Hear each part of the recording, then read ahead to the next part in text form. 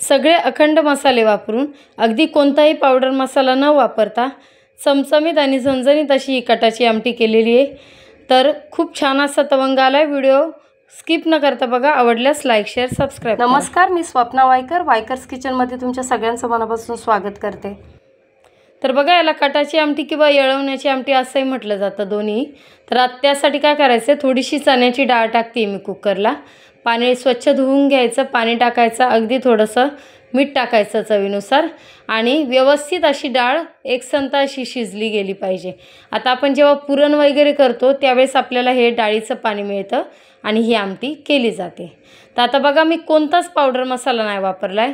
तीळ घेतलेत, धनाजिरा घेतलाय, अखंड मिरच्या घेतल्यात, हळकुंड घेतलंय, अगदी नगभर अशी सुंठ आहे, हिरवी वेलची आहे, 2 लवंगा, 2 मिऱ्या घेतल्यात, तेजपत्ता, खसखस घेतलेली आहे, बडीशेप घेतलेली आहे। तर आता ही झणझणीत अशी आमटी झाली होती। तुमच्याकडे थोडंसं तिखटाचं प्रमाण कमी पाहिजे असेल तर यातले मसाल्यांचं प्रमाण तुम्ही थोडं कमी करू शकता, मिरच्याही 2 ते 3 कमी करू शकता। तर आता मी बेडगी मिरची आणि ज्या तिखटाच्या मिरच्या आहेत त्या 5-6 घातलेल्या आहेत, बेडगी मिरची 2 घातलेल्या आहेत, अगदी हळकुंडही त्याच्यामध्ये टाकलेलं आहे। म्हणजे हळद पावडरसुद्धा आपण आयती पावडर केलेली वापरणार नाही आहे। अख्खे मसाले जसे पूर्वी वापरायचे, आमच्या आजीकडे आम्ही जायचो त्यावेळेस आजी अशा पद्धतीने सगळे अखंड मसाले काढून वाटण करून त्याचं जेवण करायची। त्या पद्धतीची अगदी मी आज आजची आमटी दाखवलेली आहे तुम्हाला। तर नक्की ट्राय करू शकता अशा पद्धतीची। खूप छान अशी घट्टसर आमटी झाली होती आणि अगदी चवदार वेगळ्या पद्धतीची चव तुम्हाला नक्कीच अनुभव मिळेल। तर बघा, आता ते आपण गरम मसाले जे सगळे घेतलेले होते, मिरची सगळं ते मी सगळं गरम करून घेतलं आहे। आता आपण तेल टाकायचं थोडंसं, खोबरं जे आहे ते घेतलेलं आहे, भाजून घेतलं आहे आणि कांदा भाजून घ्यायचा आहे।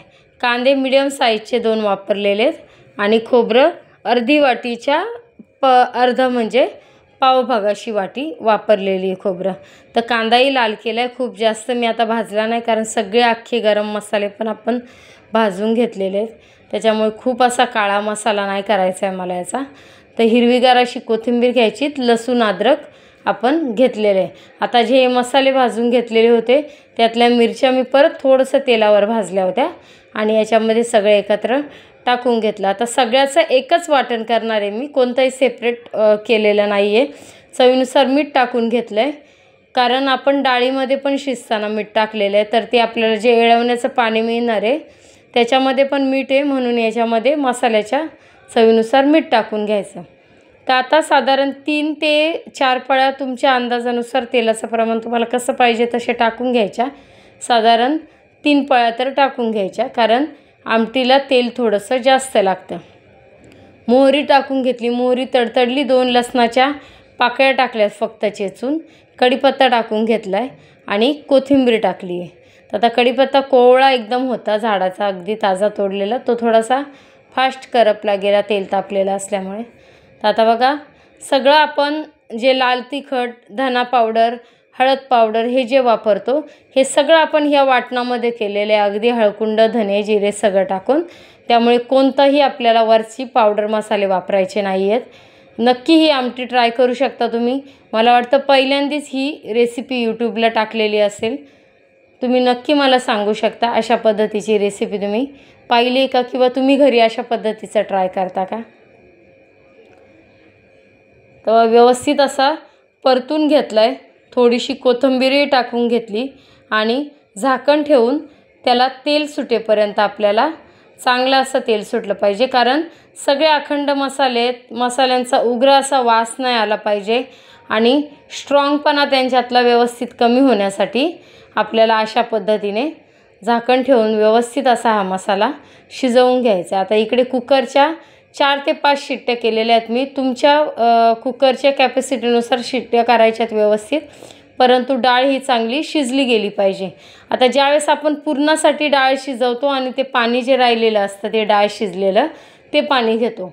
आता इकडे आपल्याला पाणी जास्त प्रमाणात नाही आहे म्हणून मी काय केलं, त्या डाळीमध्येच घोटून घेतली डाळ आणि त्याच्यामध्ये पाणी टाकून घ्यायचं। गरम डाळ आहे त्यामुळे टाकलेलं पाणी हे कोमटच होणार आहे, तुम्हाला किती आमटी करायची आहे त्या पद्धतीने तेवढं पाणी तुम्ही टाकून घ्यायचं। आता आपला मसाला पण बऱ्यापैकी झालेला आहे, तर ही कढई गच्च भरेल, त्यामुळे मी व्यवस्थित असं कुकरमध्ये त्या डाळीसोबत पाणी टाकून एकत्र एकजीव करून घेतलेलं आहे। तर आता परत एक 5 मिनिट मी झाकण ठेवलं।